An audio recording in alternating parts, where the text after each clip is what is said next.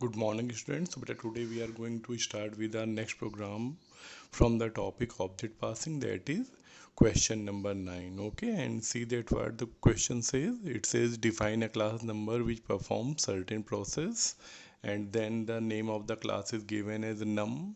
Sorry, the name of the class is number, and the data member is num as integer. Then the five member methods are given. Okay, the first one is number, which is a constructor for the class. Then next method is void read data, which takes the input of the number from user. Then next method is integer has integer dig, which returns 1 if digit is found in the number of current object.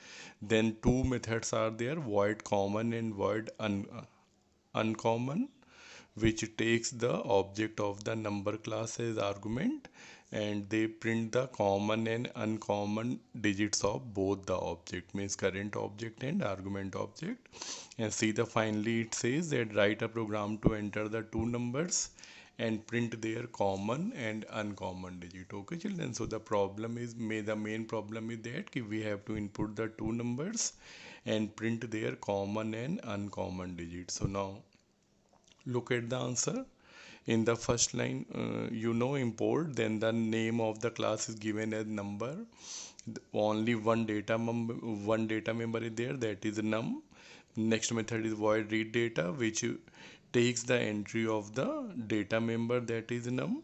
And the next method is int has int dig. Okay na, the name of the method is has, and it accept one integer value. And see in the problem what it says, that returns 1 if digit is found in the number of current object.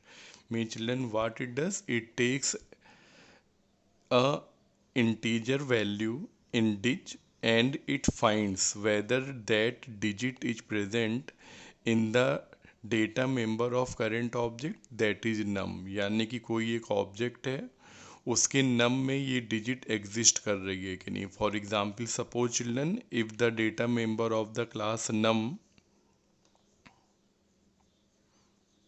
Has a value 765, okay, and the value of dig is given as 6. Okay, so then we have to find, suppose that if you pass 6 here, then we have to find out whether that 6 exists in that number or not. Okay, so you know the logic from the class 10th.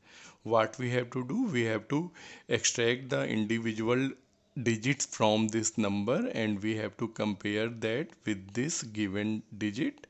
If these three digits are there in this number, if any of these three digit match with the dig, then we will return 1.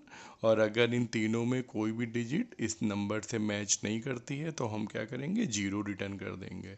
तो कैसे किया गया programme, बहुत ही simple logic है. मैंने कहा integer n equal to नम. बेटा मैंने एक n नाम का यहाँ पे वेरिएबल क्रिएट किया और एक वेरिएबल ले लिया f की वैल्यू कितनी है, 0 है. ठीक है, और ये है मेरे पास डिजिट n मॉड्यूलस 10 निकालेंगे, और ये है मेरे पास डिज.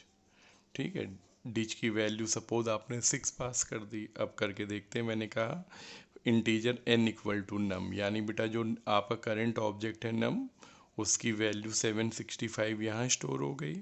और अब मैंने लूप चला दिया. मैंने कहा while n is greater than 0. ठीक है, क्या 765 इज 0 से ग्रेटर है, यस. तो देन इफ n मॉड्यूलस 10, तो बेटा 765 का 10 से रिमाइंडर कितना आएगा, 5 इज इक्वल टू डिज. क्या ये 6 के बराबर है? तो देखिए मैंने सबसे राइट वाली जो थी डिजिट वो चेक की, क्या 5 6 से मैच कर रहा है, नो. ठीक है, कोई बात नहीं. तो आगे चलिए, n equal to n divided by 10, तो 765 में से 5 ड्रॉप हो जाएगा, क्या बचेगा, 76. फिर लूप आपका ऊपर जाएगा. ठीक है, is 76 is greater than 0, yes, if n modulus 10. तो बेटा 76 का 10 से रिमाइंडर कितना आएगा, 6 आएगा. ठीक है, चेक करिए, इफ n मॉड्यूलस 10 यानी कि 6 इज इक्वल टू डिज. क्या ये जो सेकंड वाली डिजिट है ये डिज से मैच कर रही है, यस. आप क्या देखते हैं, मैच कर जाती है.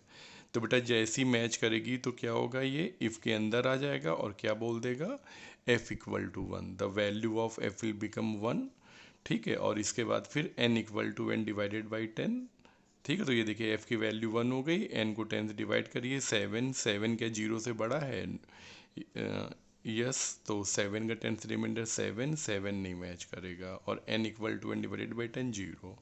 ठीक है, तो ऐसे नंबर आपका 3 बार में 5, 6, 7 एक एक करके 3 डिजिट फेच करेगा, सबको 6 से मैच करेगा। आपने क्या देखा, सेकेंड टाइम ये मैच कर गया था, तो f की वैल्यू क्या हो जाएगी? 1 हो जाएगी, 0 से हट के।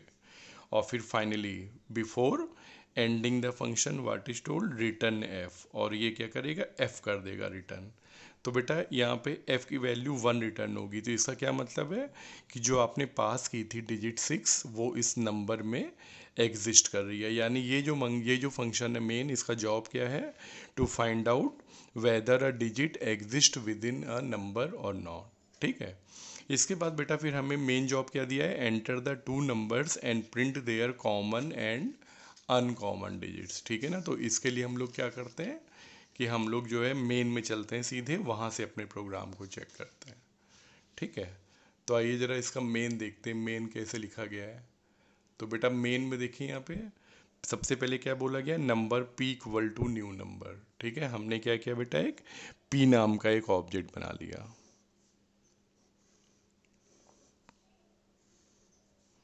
ठीक है, ये रहा p नाम का ऑब्जेक्ट, और इसके पास आपको पता है एक ही डेटा मेंबर होगा, किस नाम से? नम के नाम से। ठीक है, और इसके बाद फिर हमने कहा number q equal to new number, एक और ऑब्जेक्ट बन गया। ठीक है, q के नाम से, और q के पास भी अपना एक नंबर होगा। ठीक है, फिर हमने क्या बोला? p डॉट रीड डेटा, यानी आपका जो रीड डेटा वाला मेथड जो नंबर की एंट्री लेता है वो p की बॉडी से एग्जीक्यूट होगा। और सपोज आपने एक नंबर इनपुट कर दिया 765। ठीक है, फिर आपने कहा q dot read data, q में भी एक नंबर हमने इनपुट कर दिया, q में सपोज हमने इनपुट कर दिया 673। ठीक है, तो ऐसे बेटा हमने यहाँ पे टू नंबर्स इनपुट कर दिए p एंड q में। अब आपका बेटा मेन जॉब क्या है कि we have to print the common and uncommon digit. ठीक है, तो इसके लिए देखिए सबसे पहले हम लोग क्या प्रिंट करा रहे हैं? System dot out dot print l n common digits are. तो पहले हम लोग प्रिंट करवा रहे हैं कॉमन डिजिट्स कौन कौन सी हैं p एंड q में। ठीक है, तो इसके लिए देखिए हमने क्या लिखा, हम बेटा पहला मेथड कॉल करेंगे that is void common number b। तो हमने यहाँ पे कॉल किया method p dot common q। कुछ समझ में आया आपको? p डॉट कॉमन यानी we are calling the method from the first object that is p, यानी p क्या हो जाएगा मेरा? करेंट ऑब्जेक्ट हो जाएगा। ठीक है, और इसमें जो q है ये पास होके पहुँच जाएगा। ठीक है, और q बेटा जब यहाँ पे आएगा, ये ध्यान दीजिए, जब आपने q यहाँ से पास किया तो ये q जाके कहाँ कॉपी होगा? b के अंदर, यानी b का जो नंबर है इसकी वैल्यू कितनी हो जाएगी? 673। ठीक है ना, तो यानी कि ये जो b नाम का ऑब्जेक्ट है जब ये यहाँ पहुँचेगा तो b के नाम से आएगा, और b का जो नंबर है वो कितना होगा? 673। ठीक है, इसके बाद अब अंदर आ जाइए। तो बेटा मुझे अब क्या करना है? p एंड q, और इस फंक्शन के हिसाब से देखें तो p एंड b, इन दोनों ऑब्जेक्ट के बीच के कॉमन डिजिट्स को प्रिंट करवाना है। तो अब देखिए कैसे काम चलेगा। मैंने कहा इंटीजर n इक्वल टू नम, फिर बेटा मैंने एक n नाम का यहाँ पे वेरिएबल लिया और मैंने कहा n इक्वल टू नम। अब आप सोचिए ये नम कहाँ का होगा? किसका होगा? करेंट ऑब्जेक्ट का, और इस समय करेंट ऑब्जेक्ट कौन है? p तो p के जो नम है that is 765। Okay, so this 765 will be stored with the variable n, और एक d नाम का वेरिएबल ले लिया, और ये लूप आपका चल गया which will print all the common digit. कैसे करके देखते हैं। मैंने कहा while n is greater than 0, yes d equal to n modulus 10। d में जो है क्या करना है आपको? 765 का 10 से रिमाइंडर निकालना है, कितना आ जाएगा आपका? 5। ठीक है, अब इसके बाद अगली लाइन देखिएगा, हमने क्या बोला? If b dot hash d. आपको याद है पिछले जो है हमने पढ़ा था फंक्शन कौन सा? हैज़ वाला, और ये हैश कहाँ चलेगा बेटा? बी की बॉडी में। ठीक है, तो ये देखिए यहाँ पे जो हैज़ वाला फंक्शन है ये आपका एग्जीक्यूट होगा और ये बी की बॉडी में चलेगा। ठीक है, तो बी का जो नंबर है, बी का नंबर है बेटा 673। ठीक है, तो ये अपने इस नंबर में और डिज आपने क्या पास कर दिया है, डिज की वैल्यू आपने पास की है 5, ठीक है ना। तो डिज की वैल्यू यहाँ पे 5 पास हुई है और बी के नंबर की वैल्यू कितनी है 673। तो ये जो मेथड है ये क्या करने वाला है, 5 को 673 में सर्च करने वाला है, और आपको पता है कि यहाँ मिलेगा नहीं, तो f की वैल्यू कितनी होगी, 0 होगी, ठीक है ना। तो जब ये 0 मिलेगी तो ये क्या करेगा यहाँ पे, तो बेटा ये जो फंक्शन है ये आंसर 0 लाएगा, तो यानी कि कुछ भी यहाँ पे प्रिंट नहीं होगा, ठीक है। और इसके बाद क्या हो जाएगा, n equal to n divided by 10। तो आपका जो नंबर है ये कितना बचेगा, अब 76। फिर ऊपर जाइए, 76 जीरो से बड़ा है, d equal to n modulus 10 6, और फिर ये क्या करेगा, बी डॉट हैश, फिर से वो क्या करने वाला है कि बी का जो नंबर है 673 में 6 को सर्च करने वाला है, ठीक है। तो बी का हैज़ वाला फंक्शन कॉल होगा और वो अपने अंदर अब की बार जो है 6 को जो है यहाँ पे सर्च करेगा, ठीक है, कि 673 में 6 है कि नहीं, और आपको पता है ये मिल जाएगा। तो अब की बार कितना आंसर आएगा, 1, ठीक है। जब हम कहेंगे यहाँ पे रिटर्न एफ, तो फंक्शन क्या रिटर्न करेगा, यहाँ पे 1 रिटर्न करेगा, ठीक है। तो जब अब की बार जब 1 लौट के आएगा बी डैट हैश डी से, तो आंसर 1 है, तो अब की बार ये डी को प्रिंट कर देगा। तो डी की वैल्यू कितनी है, 6। तो बेटा जो कॉमन में, ठीक है ना, पहली वैल्यू हमारी कौन सी प्रिंट हो जाएगी, यहाँ पे 6 प्रिंट हो जाएगी। इसके बाद फिर n equal to n divided by 10, अब आपका नंबर 7 बचेगा। ऊपर चलिए, 7 भी 0 से बड़ा है, 7 का 10 से रिमाइंडर 7, और फिर से b डॉट हैश डी, फिर से ये 7 को हम d के पास करेंगे, b के पास, और ये अपने पास चेक करेगा 7 है कि नहीं, ये भी मिल जाएगा इसको, और वहाँ से आंसर 1 आएगा और फिर से d प्रिंट हो जाएगा। तो ये देखिए हमारे 6 और 7 प्रिंट हो गए, n equal to n divided by 10, और अब मेरा p वाला नंबर जो है 0 हो गया करंट ऑब्जेक्ट का। तो बेटा देखा हमने यहाँ पे लॉजिक क्या था कि हम अपने करंट ऑब्जेक्ट से एक एक जो है फेच करते गए डिजिट, और उसको q वाले नंबर में चेक करते गए। सबसे पहले 5 निकाला, 5 यहाँ नहीं मिला, नहीं प्रिंट हुआ। 6 निकाला, यहाँ देखा प्रिंट हो गया। 7 निकाला, 7 भी यहाँ से प्रिंट हो गया। तो यानी दो जो है यहाँ पे कॉमन है डिजिट, 6 एंड 7, ठीक है। और ऐसे ही हमें क्या करना है, अब यहाँ पे अनकॉमन प्रिंट करनी है डिजिट। तो अगला जो मैसेज आएगा वो कौन सा आएगा, अनकॉमन डिजिट, ठीक है। तो अब अनकॉमन के लिए बेटा क्या करना है, बिल्कुल वही सेम प्रॉब्लम रहेगी। फिर से हमने क्या लिखा, P dot uncommon Q, P को करंट ऑब्जेक्ट बनाया, क्यू को पास कर दिया, और हम क्या करेंगे, वही सेम लॉजिक, बेटा पी के नंबर से एक एक निकालते जाएंगे डिजिट। जैसे 765 से पहले 5 निकाला, तो 5 इसमें है क्या, नहीं है, तो कितना आंसर आ जाएगा, 0। तो अब की बार ध्यान दीजिए, खाली चेंज किया हुआ है ऊपर वाले फंक्शन और नीचे वाले फंक्शन में, कि वहाँ पे बेटा हम डिजिट को तब प्रिंट कर रहे थे जब वो बी में एग्जिस्ट करता था, यानी दोनों नंबर्स में वो डिजिट एग्जिस्ट कर रही है, तब हम प्रिंट करते थे। अब की हमें अनकॉमन प्रिंट करनी है, यानी किसी एक नंबर की डिजिट जो सेकंड में एग्जिस्ट नहीं कर रही है। तो खाली चेंज क्या हुआ है बेटा, ये चेंज हुआ है, वहाँ था इक्वल इक्वल टू 1, और यहाँ क्या हो जाएगा, इक्वल इक्वल टू 0। तो जैसे पहली बार आपने 5 निकाला, ठीक है ना, d equal to n modulus 10, तो ये 5 बेटा b के नंबर में है क्या, नहीं है, कितना आंसर आएगा, 0। तो ये क्या प्रिंट कर देगा, सबसे पहले 5 प्रिंट कर देगा, ठीक है। और उसके बाद n equal to n divided by 10, 76, 6 को पास करिए, इस बार 6 है, तो अब की बार आंसर 1 आएगा। फिर 7 को चेक करिए, 7 भी यहाँ पे एग्जिस्ट कर रहा है, आंसर 1 आएगा।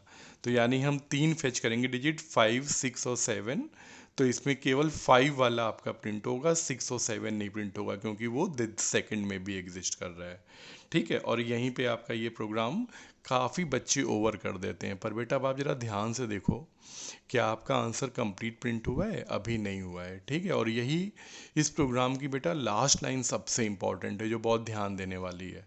आप क्या देख रहे हो कि अनकॉमन में केवल 5 प्रिंट हुआ है, पर आप अगर दोनों नंबर को ध्यान से देखो, तो आप क्या देखते हो कि दो हैं। जैसे पहले नंबर में 5 है जो अनकॉमन है, यानी यूनिक है इसके पास, और सेकंड ये जो क्यू वाला ऑब्जेक्ट था इसके पास भी एक है, कौन सी है, 3 है डिजिट, ठीक है।